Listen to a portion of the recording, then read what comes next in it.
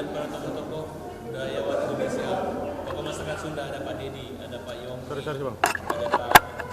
Pak Budi, dan ada Pak Muzakir, ada Pak saksi-saksi Dr. Azmi, Yongki Fernando, kemudian Reza Indragiri, Pak Susno Duaji. Itu satu apresiasi bahwa mereka itu adalah orang-orang yang punya kesamaan untuk membantu perjuangan kita melakukan PK. Hari ini kita simpulkan bahwa saksi bahwa ada terjadi jebakan Batman. Ketika Sakatata disidangkan lebih awal, bukan daripada pokok atau pelaku utamanya, dan hanya satu kali pukulan menurut dakwaan jaksa, itu merupakan satu kesalahan prosedur. Harusnya yang diutamakan adalah pelaku utama, baru disidangkan perkara Sakatata. Terlalu gegabah karena menyidangkan dan menangkap duluan Sakatata. Kedua, ketika hakim tetap berpaduan pada BAP tanpa mempertimbangkan kesaksian di pengadilan, itu merupakan satu yang mendasar menghalangi pengungkapan kebenaran material. Oleh karena itu, ketika ahli berbicara seperti itu, membuat jaksa seperti baru belajar kembali. Dan di sini kita melihat bahwa kalimat daripada hakim bahwa ya pokoknya apapun yang ada di sini, baik penegak hukum yang melakukan satu kesalahan, maka pertanggungjawabannya pada Tuhan. Oleh karena itu, kita tidak pernah berhenti untuk terus berjuang, dan bukan untuk mengalihkan dari perkara kecelakaan menuju dari pembunuhan dan pemerkosaan kecelakaan, tapi mengembalikan ke posisi sebenarnya.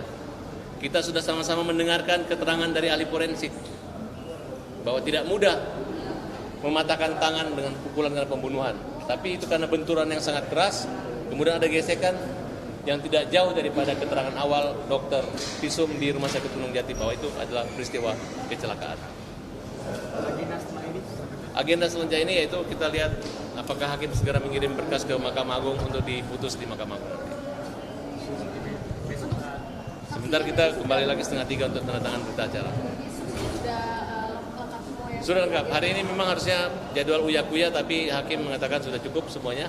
Kita berdoa teman-teman, semoga Sakatata mendapat direhabilitasi dan kita dimenangkan lagi. Amin. Dan kita sudah memanggil kelima penyidik di Polres Sumber dan mereka tidak hadir. Kami serahkan bukti pemanggilan kepada majelis hakim agar suatu saat mereka bertanya kenapa tidak jelas, dan misalnya kita menang karena mereka tidak hadir untuk menyerahkan bukti. Mereka hanya berlindung daripada satu keputusan hakim yang kita anggap ada kekeliruan yang nyata. Sampai sekarang belum ada konfirmasi berarti ya? Sampai sekarang belum ada konfirmasi. Intinya dalam persidangan ini, dalam beberapa hari persidangan ini, kita telah berhasil membuktikan bahwa adanya kehilafan yang bisa dibuktikan dari beberapa saksi-saksi yang kami hadirkan dan ahli-ahli yang kami hadirkan, sampai ahli terakhir Prof. Muzakir juga menyatakan bahwa ini ada kehilafan yang nyata. Oleh karena itu, maka mudah-mudahan hakim di Mahkamah Agung atau yang mulia Mahkamah Agung dapat mendengarkan apa yang kami utarakan dalam persidangan kali ini. Saya tambahin 1 menit teman-teman, mohon perhatiannya. Hakim tidak ada yang kebal hukum.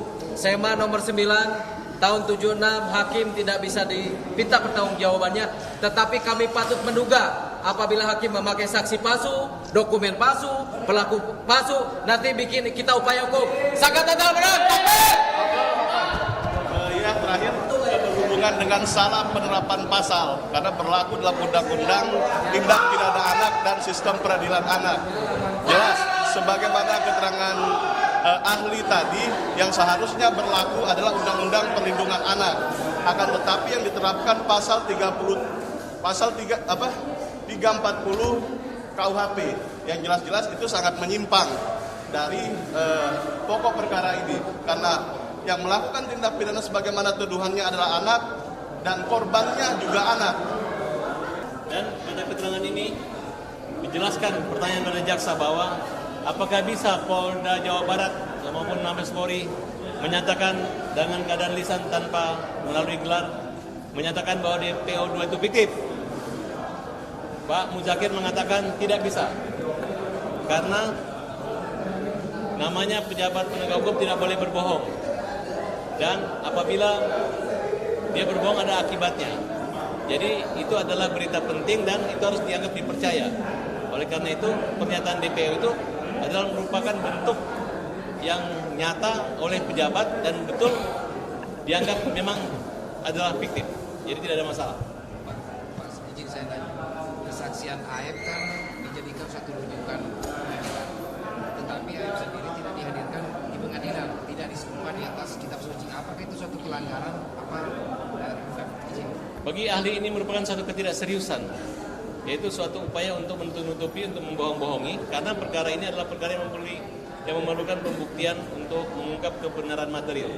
Jadi kalau udah ada dari awal polisi langsung sumpah, itu hakim bisa memerintahkan. Bahkan apabila saksi tidak datang bisa dipidana. Nah kalau saksi dibiarkan, kemudian tidak ada sanksi akibat itu, baik jaksa yang menghadirkan maupun polisi yang tidak bisa menghadirkan, maka itu dianggap satu bagian dari tindakan yang mendasar untuk menghalang-halangi atau dianggap sebagai perintangan suatu peristiwa pidana.